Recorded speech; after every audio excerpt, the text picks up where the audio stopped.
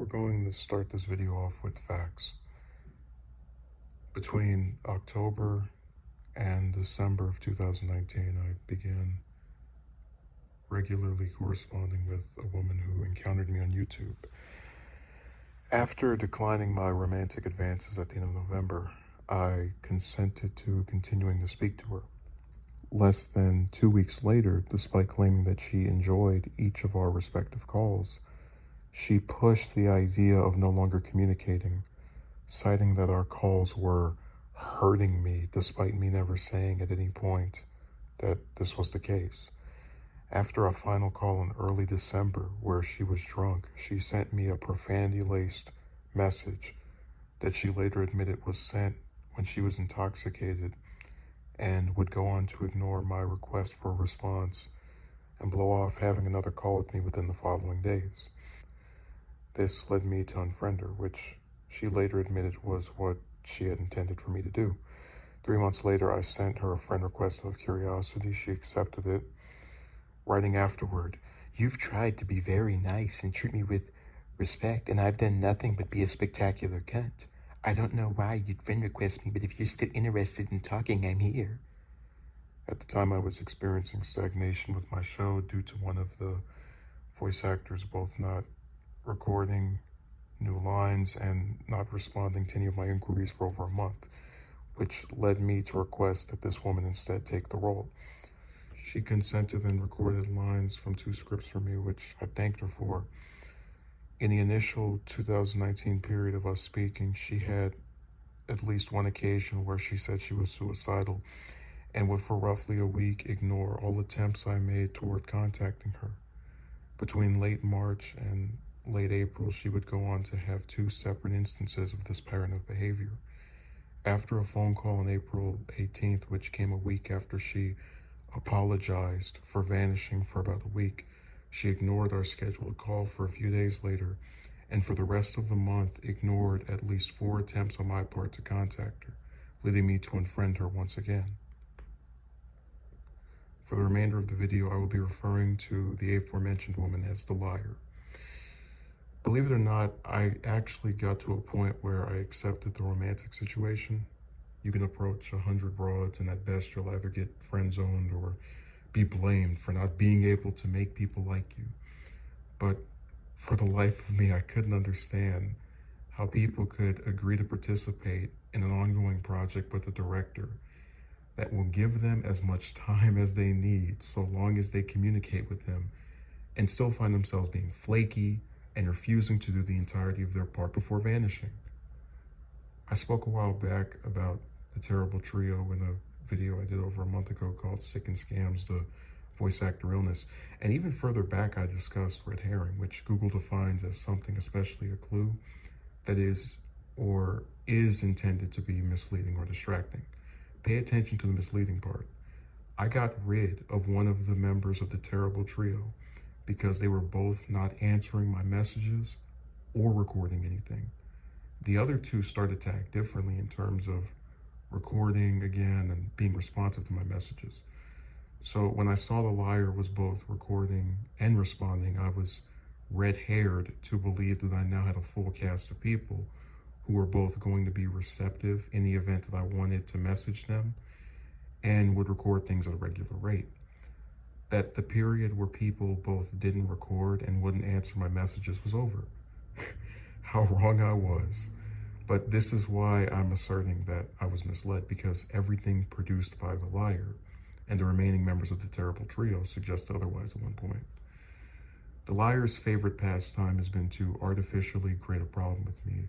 I say artificially because she'll lead you over the phone to believe that you're friends and that she loves talking to you, and she laughs like a clown at whatever joke you might attempt making. But remember this, for each month I spoke to her, November, December, March, and April, we can count at least 1 instance of her vanishing for a week via ignoring my attempts to contact her.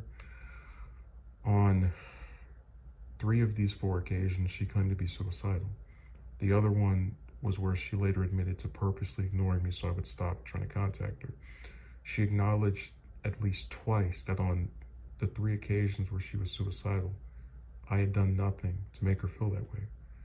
I had on multiple occasions told her that this behavior, ignoring people who have done nothing to you because someone else did something to you, was her attempt to punish myself and others for things that other individuals had done to her. And she could never understand it. She would act so confused when you told her she was taking out on you the pain she felt from her experiences with others, and thereby artificially producing a problem with you.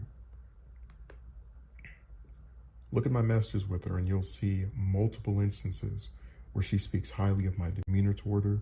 Look at this April 11th message where she talks about how I was very understanding when she was suicidal, and remind yourself that in just a week she's going to end communication with me out of the blue.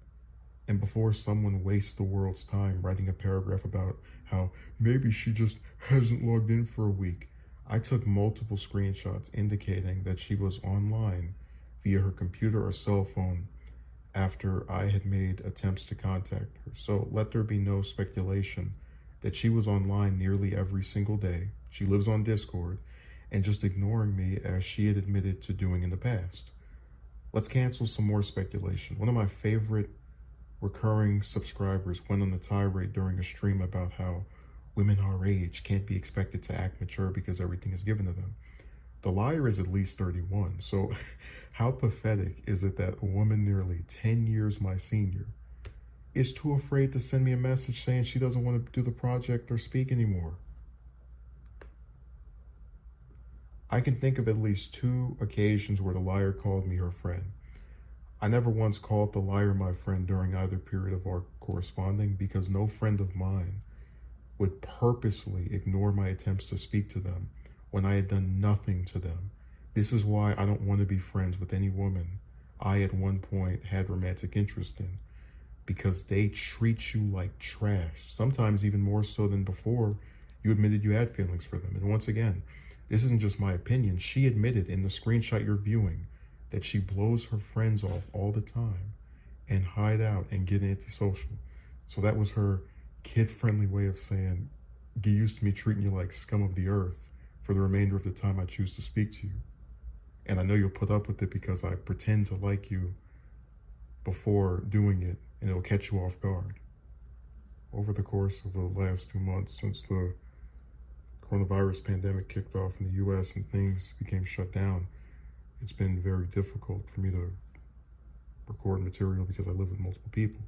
The same cannot be said of her, which she highlighted as one of the benefits to her working on the project, since she could record whenever she wanted due to living alone. She also, a short time later, gave me her phone number because Discord would sometimes have a screwed up connection when we spoke. The day after she gave me her number, she started the 5th period of ignoring my existence that led me to unfriend her the second and final time. Do you see why I say that women have multiple personalities and change their minds like I change shirts? Who in their right, stable, consistent mind would give someone their number the day before they decide to start ignoring that person? The entire site, I was part of a Discord server where some of the members became aware of my position on romance and the general topic of relationships that are more than platonic. One member of this group recounted that day, mostly men but a few women, thought I was selfish for choosing to not speak to any women anymore. I don't specifically remember the rationalization for this line of thought, but I'll confess I do think about myself and what is best for me, and I could never see the latter happening when I endure the abuse of being ignored by a liar who constantly apologizes and admits wrongdoing before repeating the same vile acts. I don't see how being selfish is a bad thing when it removes you from situations that are draining on your mental state of being. Why should I put up with a woman that not only has let me down romantically, but is now the sole reason my project cannot continue? Who wants to put up with being ignored for something someone else did every other week? With respect and understanding. While I have been suicidal myself, I have never used it as an excuse to treat those who have not caused my depression as if they were the culprits, and I most certainly haven't used it as a means of getting out of commitments I've made. When you recall her messages where she described me treating her well and being understanding, and you contrast that with her treatment of me and my project, it's the equivalent of shaking my hand while knifing me in the back. I had hoped that when I removed making any romantic attempts toward her during our second correspondence period, she would at the very least be an acquaintance that I could take at their word and credit with having done what they said they would do. But I guess they don't make people like that anymore. The way she acted does make sense when you consider her rhetoric about how nice I was with how poorly she was shown to have treated me. It proves that no good deed goes unpunished.